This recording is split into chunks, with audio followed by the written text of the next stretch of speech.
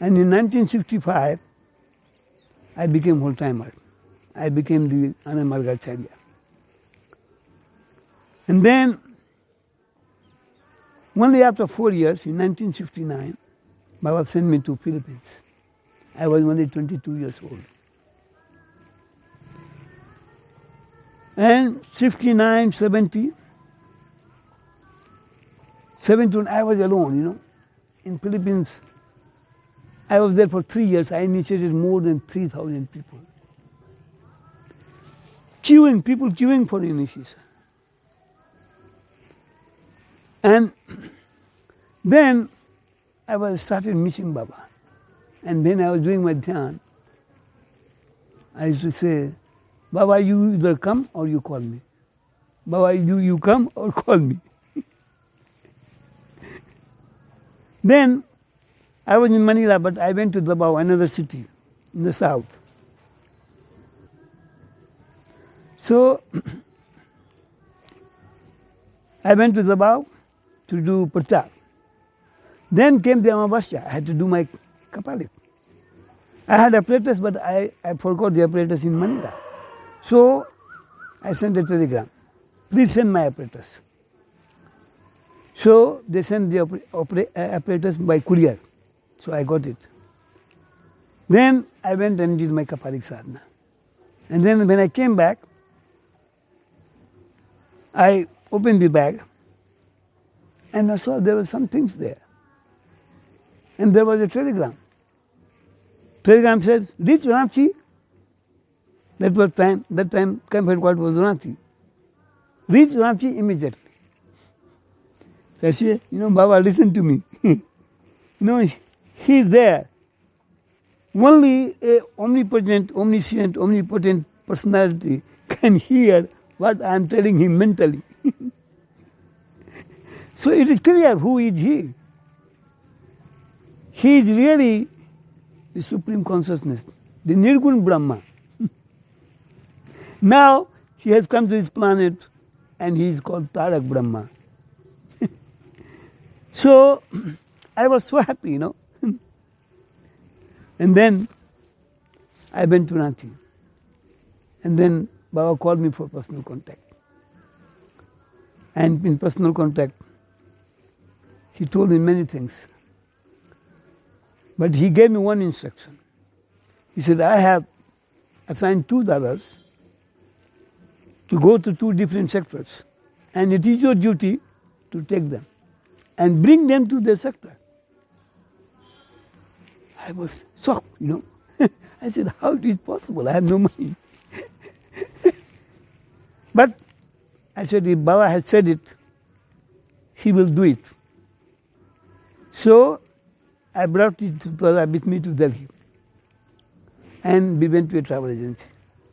They had no passport, nothing, So I made an arrangement with the travel agency and applied for the passport. And I went back to Manila, Philippines. Then when the passport was ready, they informed me.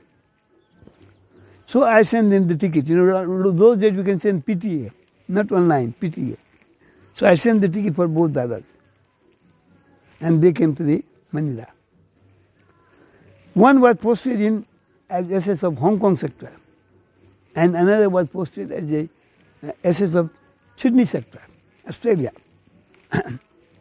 So first I did because Hong Kong was very near Manila. So I went with him, spent about 1 week, did some prasad, we had a press newspaper interview, our photo came, our interview came, so people came to know. And Hong Kong is very expensive. We were staying in a small hotel. You cannot see the sun the whole day. And then I kept looking for the place for Dada to stay. Finally we found a guest house, which was cheaper. And I paid the rent for the guest house for 1 month. And then I gave some pocket money to Dada. And I told him, now you are on your own. And I went back to Manila. Then I asked Dada, another Dada, his name was Dada Advaisananda. The name of the Dada was Dada Ramesananda, Acharya Ramesananda Abdul. And this was Acharya Advaisananda Abdul. Dada, you go and apply for your visa for Australia. So he went and he applied for the visa for Australia. And they gave him only 1 week. So he told me, Dada, what I will do in 1 week? And this Dada was already in Europe before. Berlin sector, and he suffered so much. He used to sleep in the telephone booth. No place to sleep. And so cold, And he tried to do prasad, he couldn't do anything. Couldn't really, maybe he initiated some people, but he couldn't find any place to stay. He was just roaming and suffering, no food. So he had a very bad impression about the white people. He didn't want to go to Australia again, deep inside, but he never told me before. So he said, Dada, you better inform the center. What, I will go there in 1 week, you will waste your ticket money. So I sent a telegram to center. Dada, this one got only 1 week visa. And he doesn't want to go there because he cannot do much in the 1 week. So what to do? Then the reply came. Dada, Deswananda becomes the SS of Manila sector, and you become the SS of Sydney sector. And you go to Sydney. I said, fine, I'll go to Sydney. Because I like challenge, I want to go to a new place and do prachar. So I made all the arrangements, and the day I was leaving, many Madhis came. And they were feeling so sorry, so bad.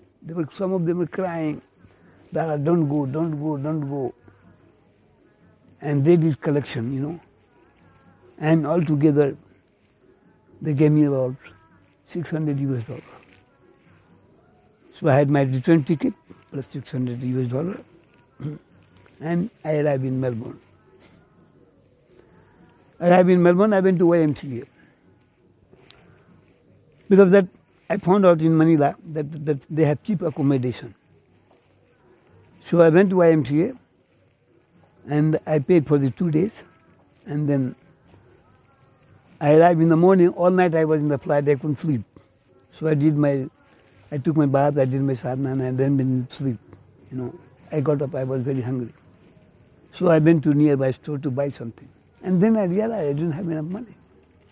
Because I was supposed to pay only for 1 day to the YMCA, but I don't know why I decided to pay for 2 days.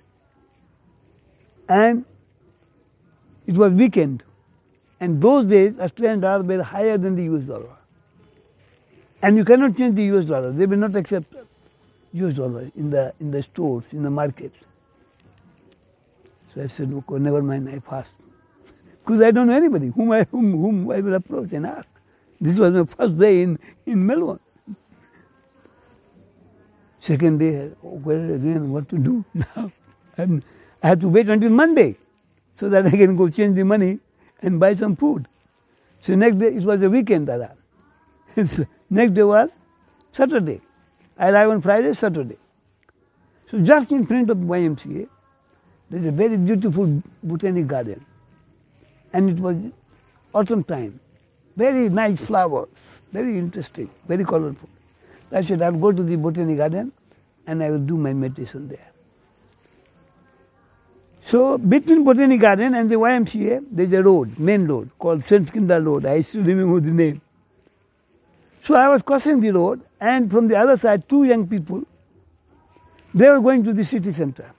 So we crossed, and they say from the other side of the, hi. I say, this side of the road, hi. They went to the city center, I went to the park. And I was roaming around, and then came the noon time. I said, let me sit down and do my meditation. Then I did my meditation, and then I said, okay, now I will go back to YMCA. And then again I met these 2 young men who were crossing. I still remember their name, George and John. And they approached me, they said, so, you are a yogi? I said, yes. Where are you from? I am from India. Oh, I am interested in yoga. So, but they invited me. They said, We are celebrating the birthday of one of our friends. If you don't mind, you can join. Those days were hippie days. The young people, even though the brother whose birthday was, he comes from a very well-to-do family, but he didn't want to celebrate his birthday in a hotel, expensive hotel, or in his house, So he just invited his best friend. There were about 10 people. And he came to his botanic garden to celebrate the birthday. So we all sat down together, and they asked many questions. And of course, there was a lot of food there: bread, butter, cheese, milk, yogurt. I was so hungry. See how Baba has arranged me food without money. And then they asked many questions, and I answered. But at the end, it was these two brothers who became very interested. And they said, "Where you are saying Dada?" I'm saying YMCA. So they said, "There's another party tonight. And you are new, you want to meet many people?" I said, "Yes." "So we will come at 11 o'clock and we will go together to this party. It's a rock and roll party." I didn't know what was a rock and roll party. I said, "Okay, very good." So they were students, only university students, but one of them had a car. So they came at 11 o'clock, they picked me up, then we went to this party place. Such a loud music. And everybody was in different world. And some had taken LSD, some was smoking marijuana, some has taken another psychedelic drug, some heroin. Everybody, you cannot talk to anybody. Because they are in a different world. You cannot relate to them. I said, and such a loud music, Dada. Can't talk in that. And all the food was static, tamastic. I couldn't eat anything. I said, "Baba, where you have brought me?" But anyway, I had no choice because I had no money to go back. And also I didn't want to offend these two brothers. So I waited and, spent my time, roaming around, talking, whatever. Then about 3 o'clock, they decided, party has not ended. 3 o'clock, let's go back. So they brought him back to the YMCA. And they said, "Dada, YMCA is very expensive. We can find you a place, a flat with the same amount, where you can live alone and you will have everything furnished." So next day morning they came at 11 o'clock with the newspaper, they advertised. And we visited many flats, then we decided to take one flat. And but the flat was dirty, so I told the owner, "Please get it clean." And next day again they came and they brought me to the flat. But the flat was not clean. I had to clean the whole thing. Anyway, then I told these two young brothers, "You bring me to the Theosophical Society." Because I know that's a society where many people who are interested in yoga, occultism, meditation, and Oriental philosophy and all that. So they brought me to the Theosophical Society. And I talked to the secretary. And I asked her, "Please make an appointment with me for me to the president." She said, No, she's very busy and all that, very difficult. I said, "You are a secretary, your job is to make appointment. You call him. If he said he's very busy, okay, never mind. But if he gives me an appointment, fine." So she called and she talked to him and he gave me the appointment. That was Monday and he gave me an appointment for the Thursday. Again, these two young brothers came and they brought me there. And then, first I introduced myself. I was talking to him in the office. And I said, "I am from Anamarga Yoga Society. And I am a yoga instructor. I have been teaching yoga for many years. And if you can organize a talk for me in the Theosophical Society with the members, I will be very grateful." He said, "Dada, yes, I am very interested to listen to you. But unfortunately, I cannot organize any talk for you until October." It was April. Because in Theosophical Society, we have lecture only once a month. And the lecturer and the topic is already settled until October. So I can organize for you talk from November onwards, but not before. I was very disappointed. But before we talked this, he brought me around the Theosophical Society. This is library, this is meeting room, this is yoga room, this is meditation room. And actually he was looking for a room where two of us can sit down and talk together. But he could not find any place. So we went back come to the office and we started talking. So when we were talking, and he said that he cannot organize any talk for me until November, there is another senior member of Theosophical Society who was listening to our conversation. And he approached me, he said, Dada, I can organize a talk for you. I said, that would be very fine. He said, you don't have to do anything, you just give me your address. He called someone, and that was Thursday. The talk was organized for the Saturday. They will come and pick you up, and you go and give the talk. So Saturday they came and they brought me there, and it was a yoga center.